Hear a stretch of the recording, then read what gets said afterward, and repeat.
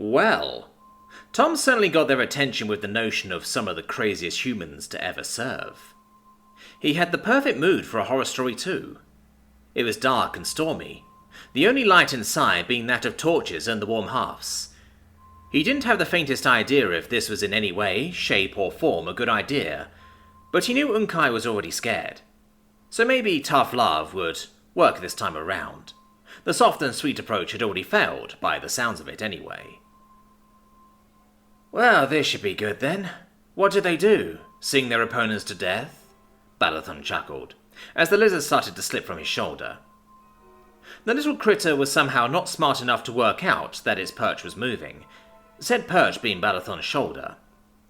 Just as it started to slip, it scurried back a few frantic steps, before going back to sitting there perfectly immobile, staring out into the nothingness. That thing is dumber than a box of rocks.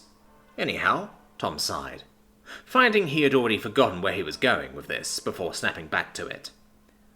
Well, I hope so. I've talked about ships before, right? You all know what that is. Huge big steel constructs the size of keeps, happily motoring across the oceans at about running pace. Yeah, so big they don't have to worry about anything lurking below the waves. What about them? Oh, just let him speak, would you? Unkai grumbled. Clearly not having worked out Tom was actually telling the story for him here. Right, fine. Well, I mean, they are safe from anything natural living down below the waves. Today's topic of discussion, not so much. Even those huge steel monsters are no more than target practice for a submarine. Oh, you talked about those a while back. The underwater ships? The what now? Twitch broke out from further down the table, clearly not having heard this tale before. Well, yeah, more or less. You take a huge metal tube the size again of maybe a decent-sized keep, and you make it go underneath the waves by weighing it down with ballast. Then follows a lot of praying that the tube doesn't buckle or spring a leak. Now you see, water is very heavy, so the deeper you go, the higher the pressure. The way you go up and down is by letting in water or pushing it back out again with pumps. So what do you think happens if, say, a pipe bursts and water starts to rush in? You start going down if water goes inside, Junior replied quickly, seeming quite entranced by the more technical side of the storytelling. Very good.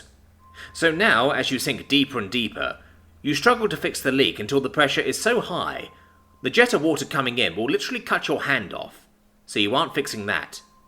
And you can hear the steel creak and groan under the pressure, knowing it will not last forever. Would you be scared? If anything gives way, the flash flood of water will fling you through the boat like a doll, while the pressure will squash you like a piece of bread under a dragon's foot. But on the bright side, you probably won't drown. If you're deep enough, it might even be over before you notice anything at all. Just, what was that? Then darkness. Not the worst way to go. And people do this? Poor fuckers. Badathon interjected again. Tom just ignored him. Oh no, they volunteer mostly. We call them submariners, and they are who I want to talk about a little today.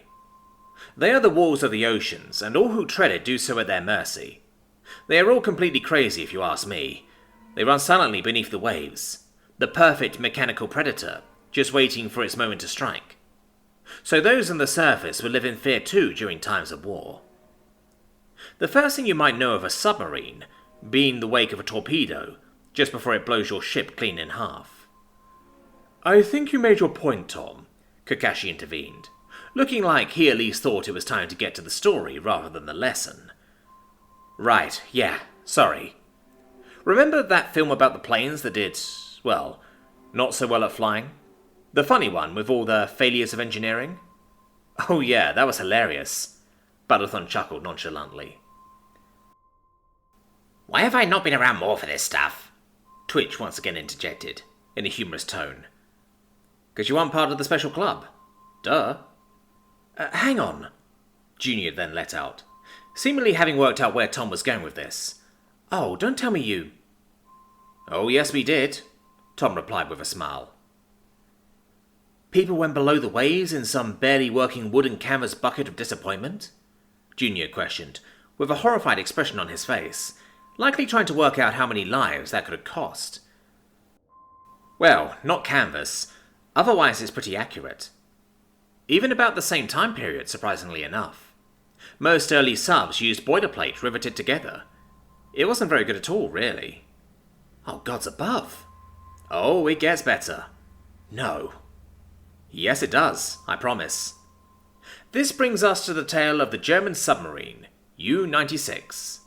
They made a movie about it, if you would dare watch it, called Das Boot. It just means the boat.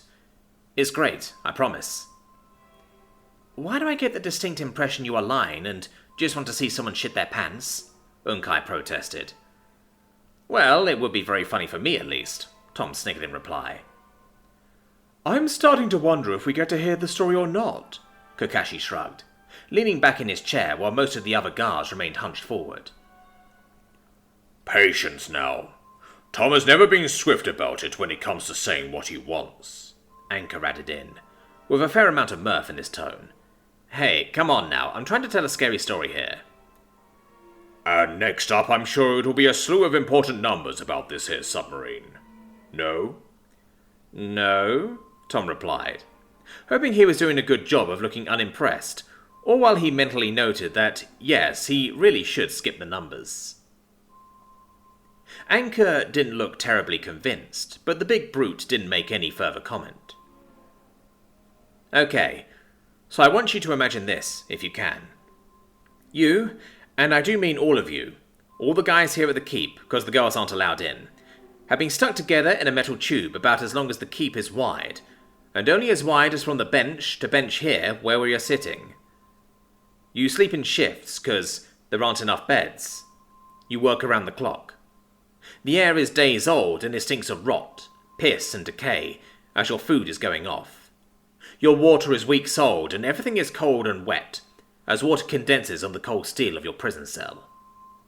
Said prison cell creaks and groans whenever you try to sleep, and you know you are so far from home that even if you are above the water, you can never see land even if you sail for days straight. Imagine that, day after day after day. Your friend who you have worked with for the past year has started getting the tics. Nervous twitches at the slightest noise. You know he can't be trusted anymore. One day he will snap like a twig, but you can't do anything about it. You're stuck down here, trying not to go mad yourself. And this is the good times. One day, your captain finally declares, "Target in sight." You have found your prey, your reason for being here. A convoy of cargo ships carrying enough food and supplies to feed a small army for months. You have to sink it, no matter the peril. It is defended by ships that can hear you coming, and they can attack you even deep down below the waves. They have killed your comrades. They have tried to kill you before, and you know it is a game of chance if you live or die tonight. As the sun sets, you slip in, your captain watching for a periscope as you sail just beneath the surface. You are running on engines that are as quiet as possible, else they will hear you coming. But you only have so much power, and you move slowly. So painfully slowly. Will they notice you coming? You have no idea. All you have are some valves and wheels you have to operate. You can do nothing. You know nothing, except the fact someone is about to die. Then you hear it. The thunk of a torpedo being launched. A fish, as you call it. The attack has begun. But did you fire at a defenseless cargo ship, or a destroyer coming to hunt you down? If it is the destroyer, there is little hope for escape. It is many times faster than you. If it wasn't, then they will be coming as soon as they notice the convoy is under attack, and torpedoes can be followed home. Your captain orders a change of course to try and get away from where you fired. Will it work? You have no idea. After that, there are no orders coming down. Everyone is waiting with bated breath. You are soaked to the bone from sweat and condensation, but your heart is in your throat, beating like a jackhammer. A what now? Shut up, Balathon. Then you hear it. A ping. Ding. Like a loud, high-pitched bell. The enemy is searching now. And still no explosion. Did you miss? They know you are here now. Or is it just a random sweep at the worst possible time? You can do nothing. You have your station, a few gauges and dials, that is all.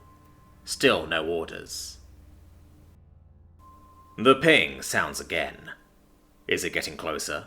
You can't quite tell. Still no orders. Then another ping. That one was louder. You and your friends look at each other. The enemy is closing in. You all know it now. Then comes the orders. Captain is turning back towards the convoy. He's going to attack the destroyer. If you make it, you will get medals, probably.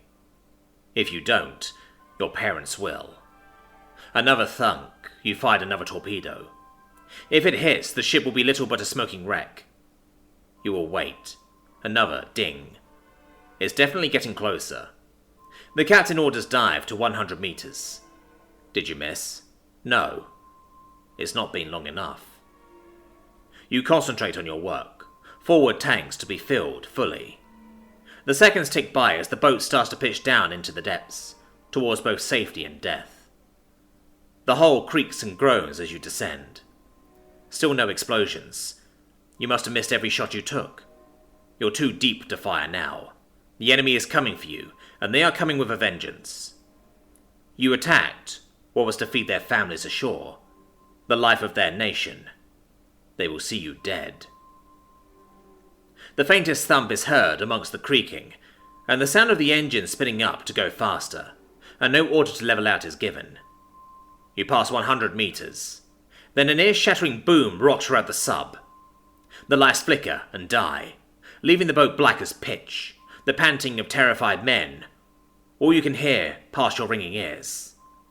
The red backups turn on, bathing your whole world in crimson light. Then another boom shakes the boat, knocking you to the cold, wet steel floor. The world goes black once more as your friend starts to sob. As the lights return, crimson red, you look up to see a grown man sitting curled up next to his station, clutching his knees as he rocks back and forth, sobbing like a young child. You get back to your station. You are working for two now. You dare not touch him. You have no idea what he might do. Orders come down from the captain. Level the boat. You quickly open the valves to purge the tanks. Then the third boom flings you and rocks the boat. You hear a pipe burst with a sickening metallic clang, a sound you have dreaded ever since you set foot in this accursed machine. But there is no rush of water. You are confused. You look around at your comrades who do the same. You ignore the sobbing mess that is your friend until he lets out an ear-piercing scream, like a toddler wanting his mummy. Then you hear it. The rush of air, the whistle of life draining away. You look back to your station, muttering a prayer. Please no, please no. Gods have mercy upon your soul. With the horror of a doomed man, you watch the needle sag further and further down. The air. The air to blow the tanks is leaking away. Without it, you can never make it back up. You will sink deeper and deeper. You shout as loud as you can, hoping the captain will hear. Maybe the engines can save you, just maybe. Against all odds, the captain hears your plea. The planes are ordered to full climb, and the engines to flank speed. You cannot start the diesels. They will steal all the air in seconds, so electric motors only. You hear them spin up. Nothing but a faint whir as the boat pitches up, trying desperately to climb back to safety. You watch the needle on your station fall to zero. You shut the valves from the tanks to the ocean. Maybe you got some water out. Maybe it was enough. You watch the depth gauge as the ping of the enemy solar sounds once more. 140 meters. Come on. Come on. You stupid old bucket of bolts. Climb. Another ping. Then the needle starts to move 135. 120. It's working. You are ascending. You might actually make it. Then comes another boom. You didn't even hear the splash this time. The entire boat shakes. You fall to the floor once more. Your ears are ringing. Your vision is blurry, and there is yet another clang and the sound of screaming, shouting men, and the rush of water. The rush of water. You scramble to your feet like your life depends on it. No, no, no. You were going to make it. You were so nearly there. You stare down the length of the boat at 3 men trying their hardest to stop the leak. 10 bar of pressure behind the stream, enough to break bone and tear flesh. The pipe bursts inside the boat. You have a chance. If the out valve is shut, maybe you can stop the leak. Just maybe. You have been on this boat for 2 years. 2 nerve-frying years. You know what to do. So do your comrades. You are all veterans. The valve is found and shut, and the flow of water stops, giving way to more wailing as you watch your 3rd officer clutching his ruined hand. He tried to stop the water, to plug the pipe, to save you all. Now it's nothing but a mangled mess. Another ping sounds. You want to scream, "Leave us alone!" but they might hear you. They have gone close, but they haven't hit yet. No use giving them a better chance. If you can just make it up, you can surrender. You look to the depth gauge, 90 meters. You are still ascending. Hope fills you once more, as you feel water run over your shoes back down to the end of the boat, towards the engine room. You hear watertight doors swing shut to stop it. But what about the batteries? Were the batteries okay? What if one cracked and leaked? Then you hear the sizzle. The sizzle of acid and water reacting. You know what comes next. Gas. Chlorine gas. Used as a chemical weapon. It will fill the submarine and choke you all to death if you cannot make it to the surface. You look to the depth gauge, 80 meters. It's going so slowly, you can barely see the needle move. Come on, come on, come on. Then, the unthinkable. You hear the engine slow down, a slow, gracious death, as they spin down to nothing. You can't even hear them anymore. There is a frantic shouting and men running past you. Covers are taken off the floor to get to the batteries, and poison gas spills out, leaving men coughing and hacking. They might not survive going down there. They will do it anyway. It's the only chance for the rest of you. Brave men with no time for protective gear go below to try and fix the batteries.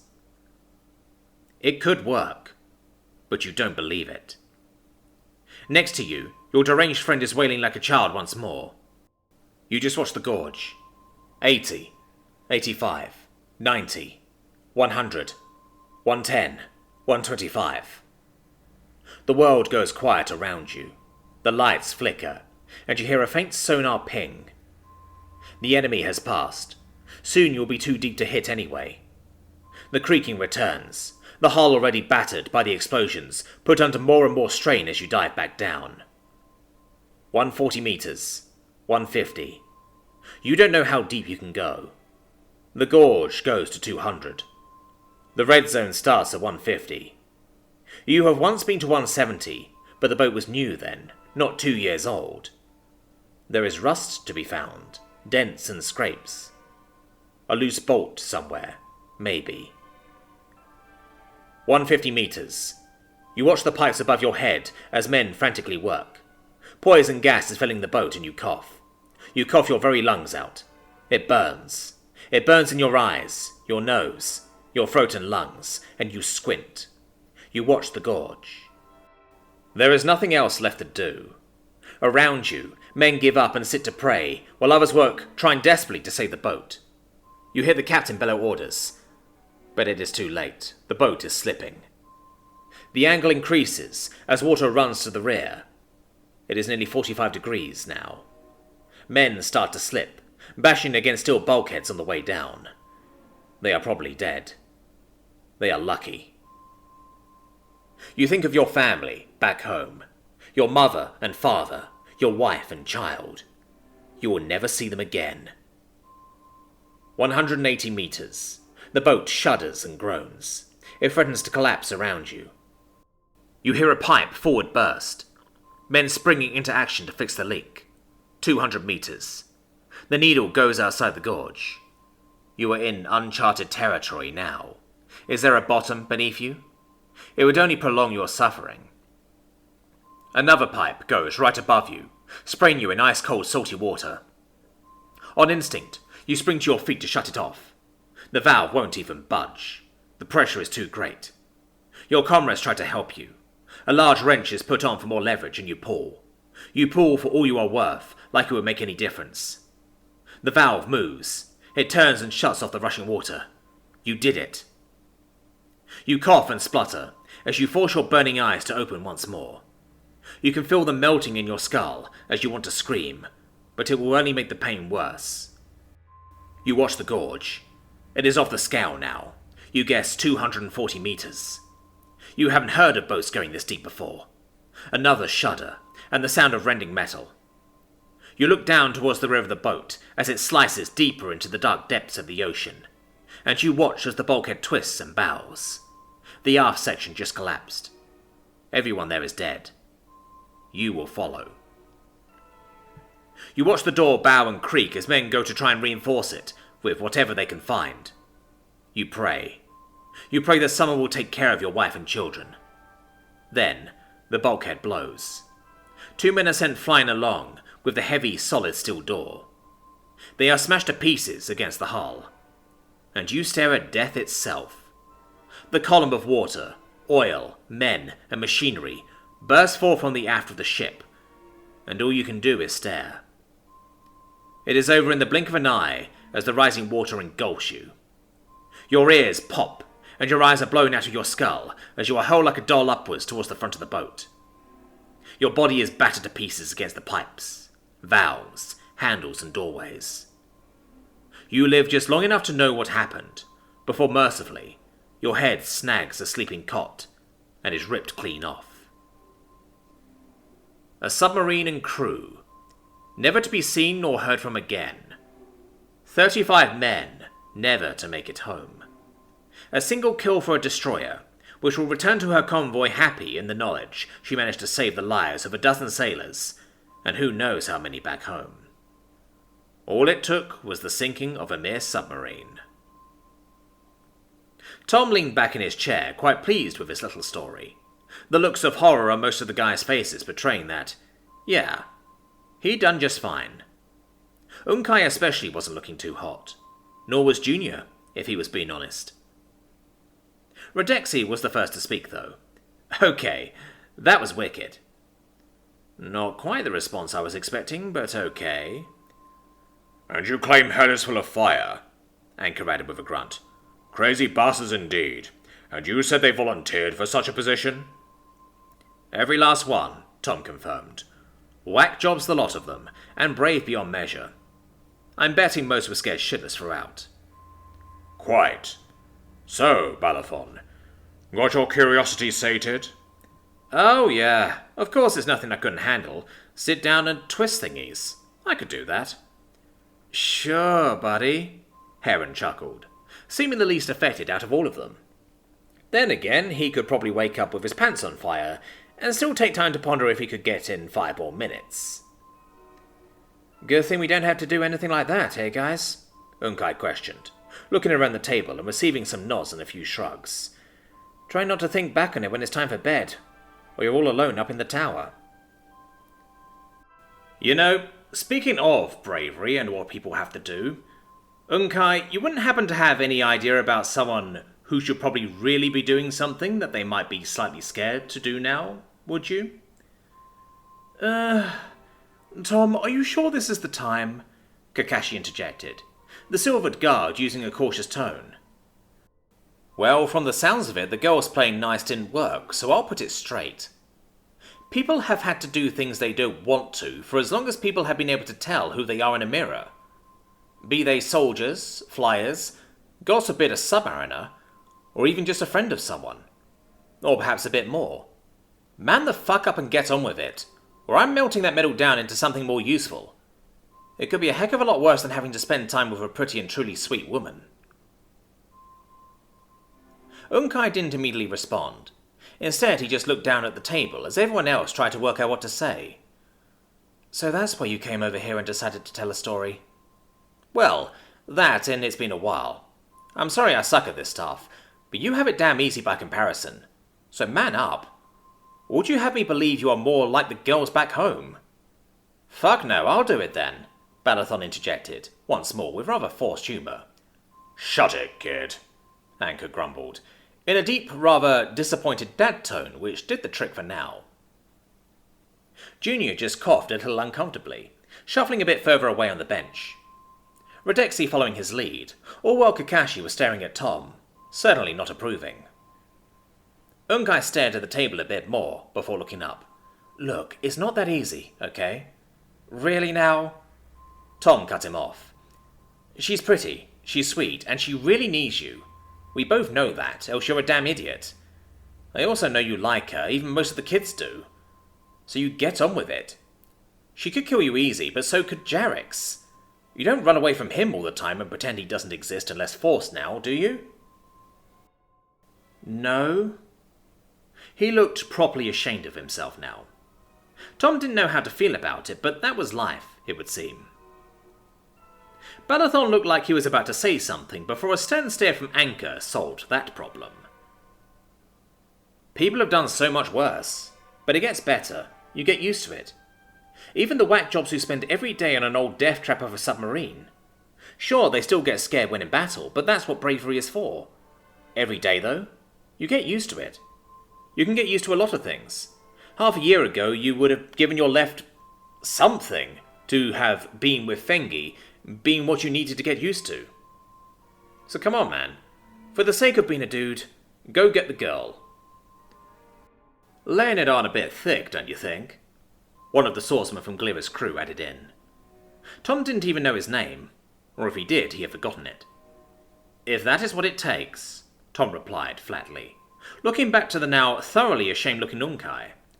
When she gets back here, you are spending every possible moment with her, and you are definitely not letting her go out alone in a storm with a murderer and just one friend. Sounds great and all, but she needs you right now. Who knows? You might even get something in return. At that, Unkai had to cough a little before looking away from Tom, who just leaned back a little, relaxing.